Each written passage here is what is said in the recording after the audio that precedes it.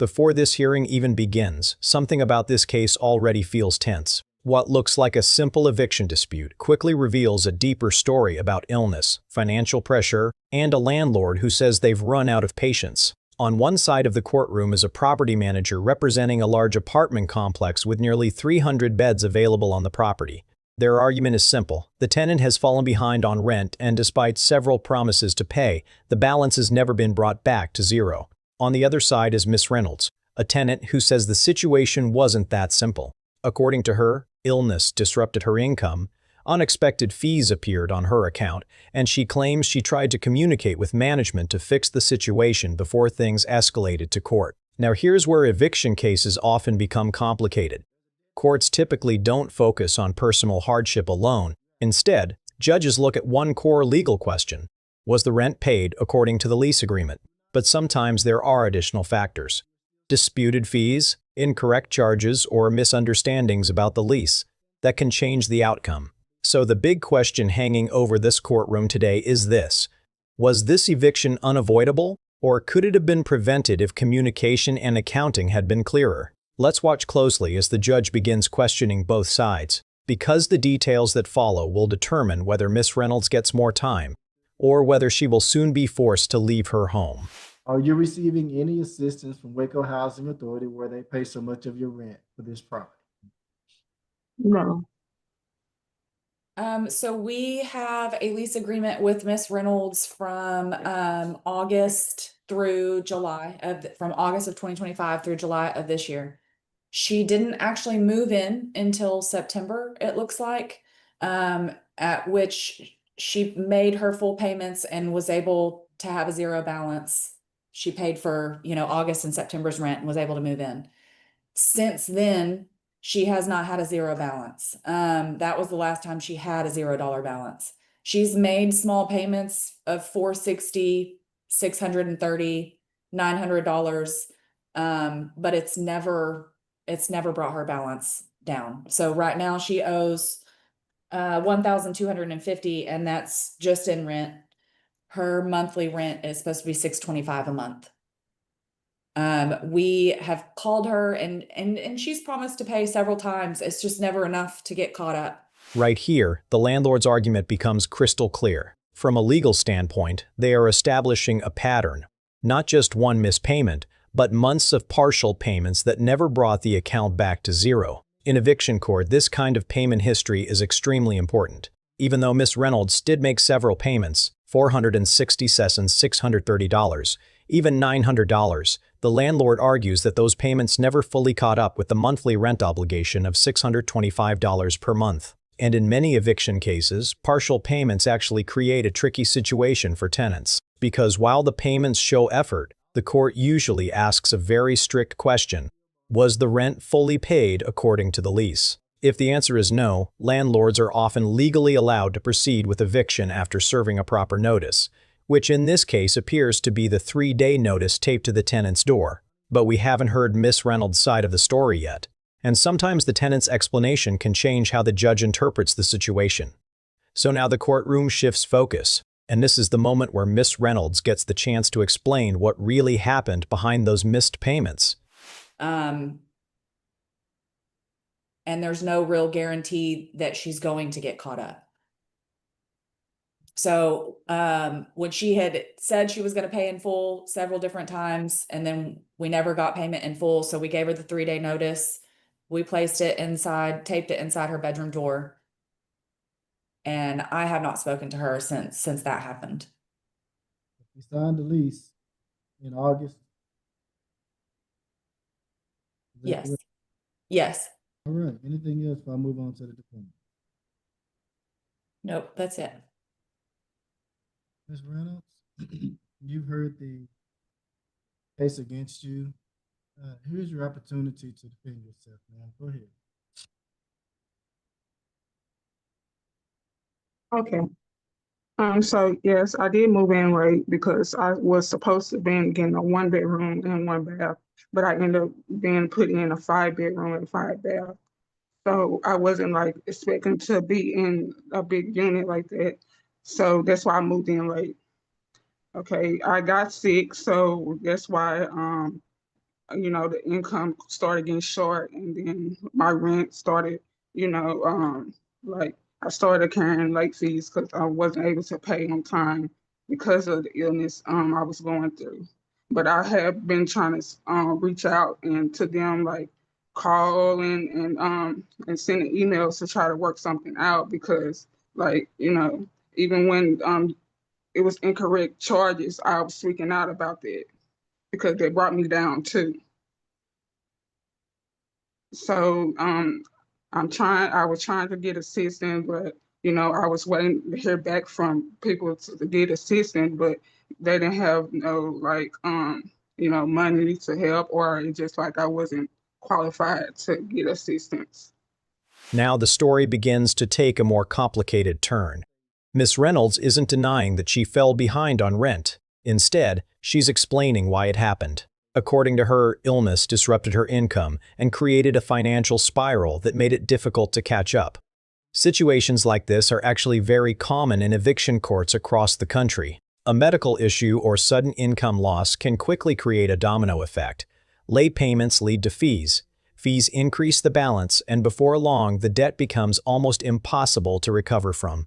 But she also introduces another important claim here: incorrect charges on her account. If a tenant believes their ledger contains errors, such as incorrect utility charges or added fees, that can sometimes influence how the court views the balance owed. However, the key challenge Miss Reynolds faces right now is evidence. In court, claims about incorrect charges usually need to be supported by documents, screenshots, or account statements. And unfortunately, she tells the judge that the paperwork isn't with her at the moment. That creates a difficult situation, because while the explanation may sound reasonable, courts often rely heavily on clear documentation when deciding eviction disputes. And the judge is about to dig deeper into those charges to determine whether they actually affected the rent balance. Okay, so I want to make sure I'm hearing you correct. You initially signed a lease for a one bedroom, but you ended up moving into a five, but you're only renting one room, right? Yeah. Okay. And you fell ill, uh, late fees started accruing, you just couldn't get caught up. You mentioned some about incorrect charges. Tell me a little bit more about that.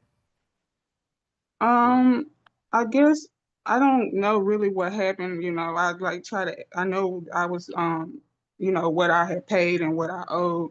But when I started seeing like extra fees, like I was trying to see where it come from because she when I emailed, she did list it like the fees, like the water and all that, but I was seeing some extra. So I spoke out, but they said it was correct. But it really wasn't. Like a week later, they sent the email saying about incorrect charges.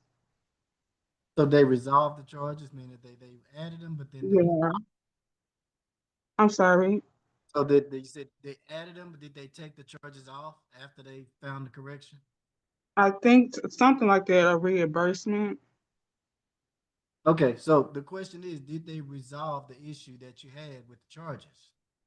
I don't know because like they already had the time that they did resolve it. I think they already had like issued the eviction notice out. So like I don't know if they fixed it before then or was it the same day or it was later.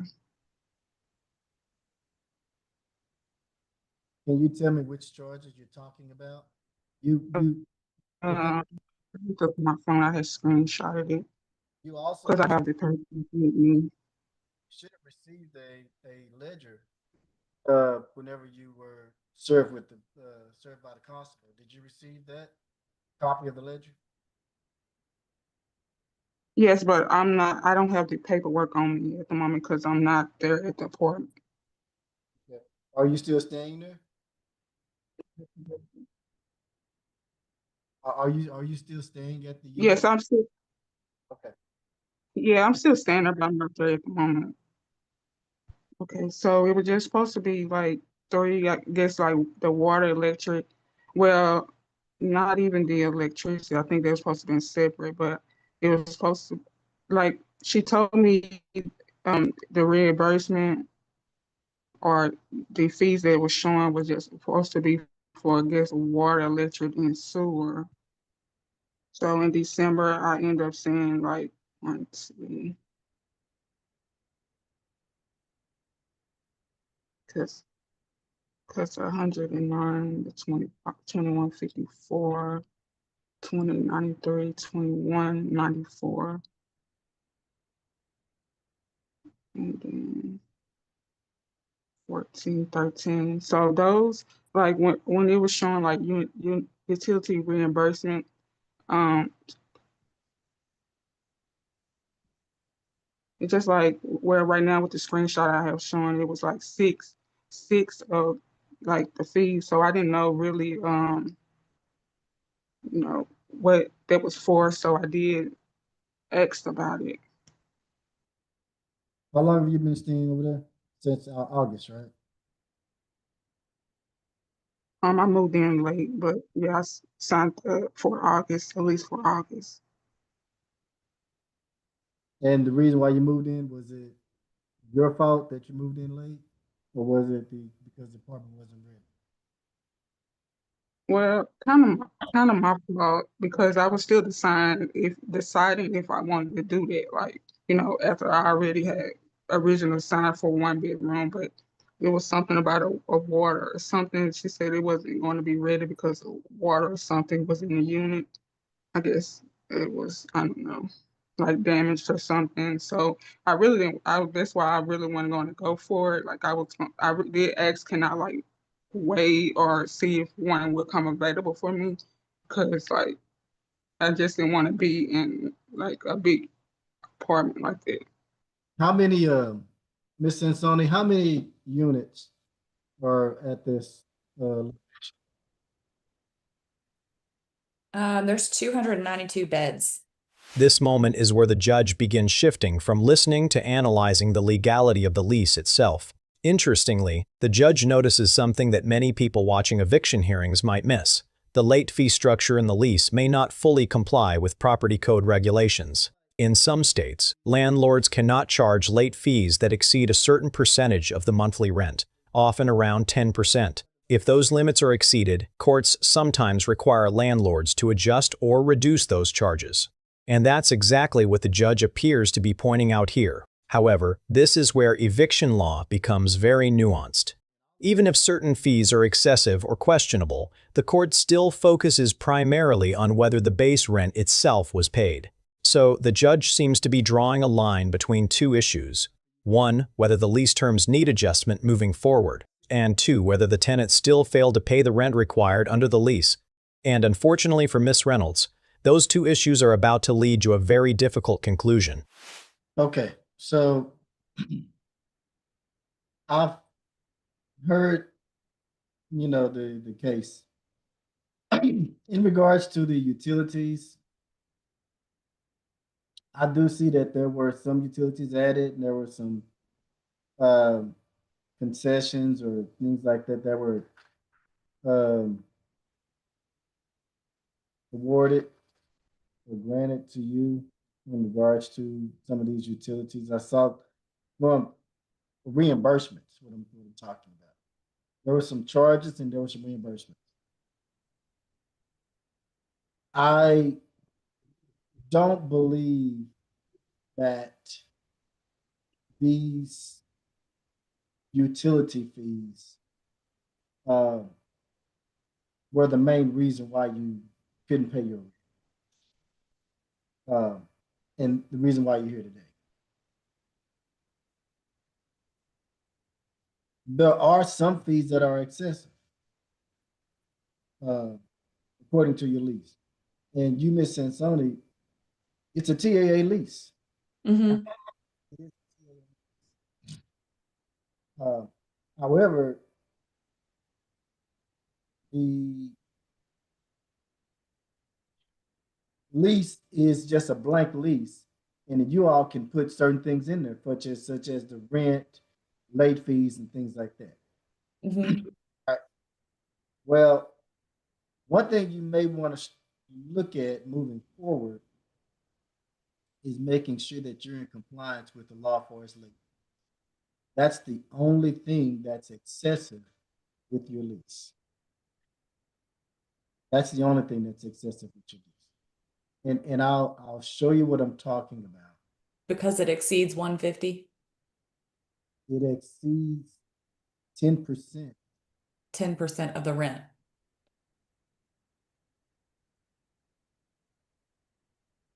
Because you're charging 75, then you're That's charging automatically over.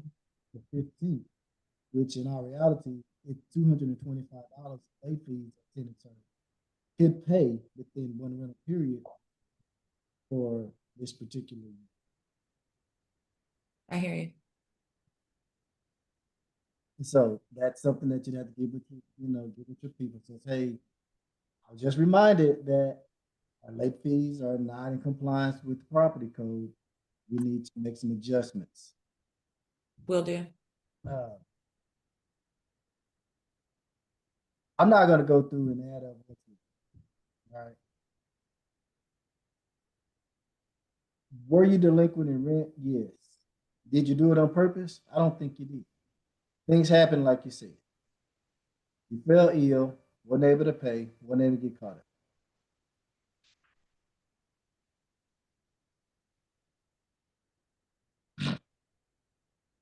The landlord was wanting you evicted for December and January. Again, I'm not going to go through and figure out which fees were excessive, which fees were. But the fact is, you didn't pay your rent on time, even before the late fees started accruing.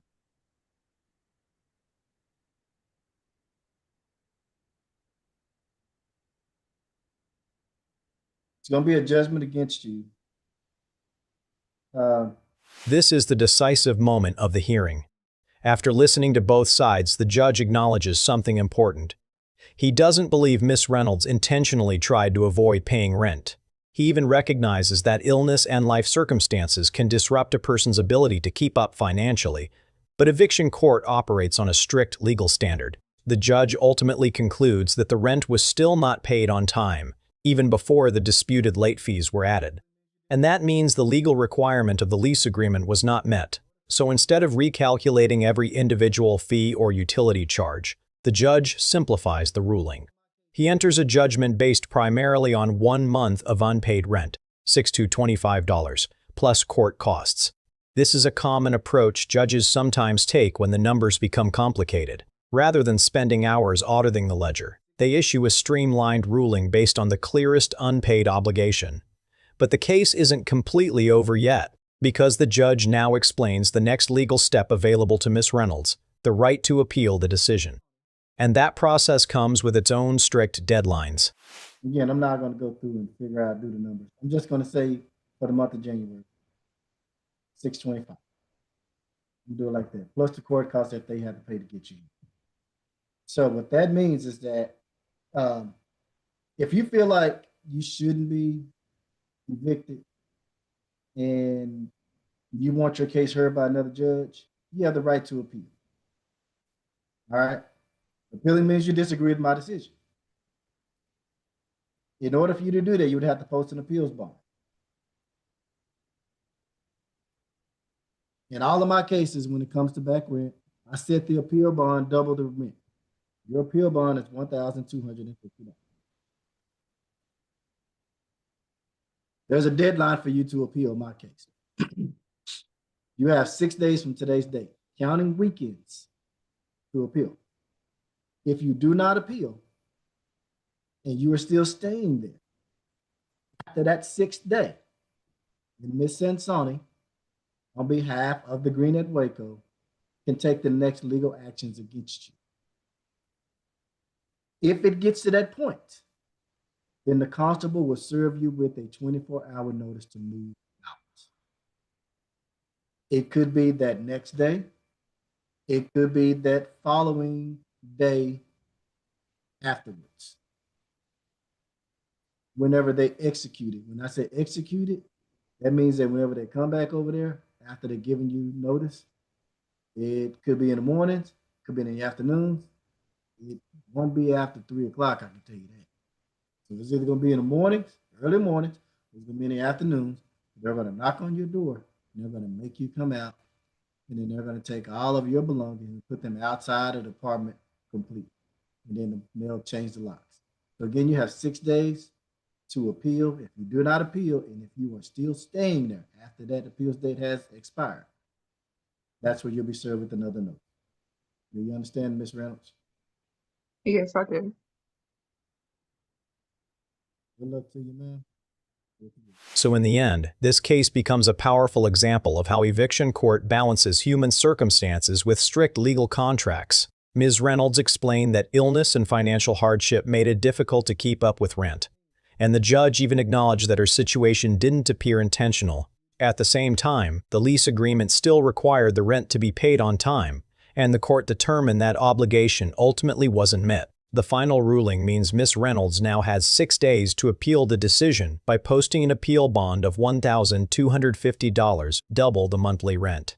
If she chooses not to appeal and remains in the apartment beyond that deadline, the landlord can move forward with the next legal step, which could eventually involve a 24-hour notice to vacate and a constable enforcing the eviction. Cases like this highlight how quickly housing disputes can escalate when financial struggles collide with strict lease terms. But now we want to hear from you. Do you think the judge made the right decision in this situation, or should more consideration have been given to the tenant's circumstances? Let us know your thoughts in the comments below. And if you enjoy watching real courtroom cases broken down with clear explanations like this, make sure to hit the like button, share this video, and subscribe to the channel for more fascinating courtroom moments and legal breakdowns. Because sometimes the most intense stories aren't in movies. They're happening in real courtrooms every single day.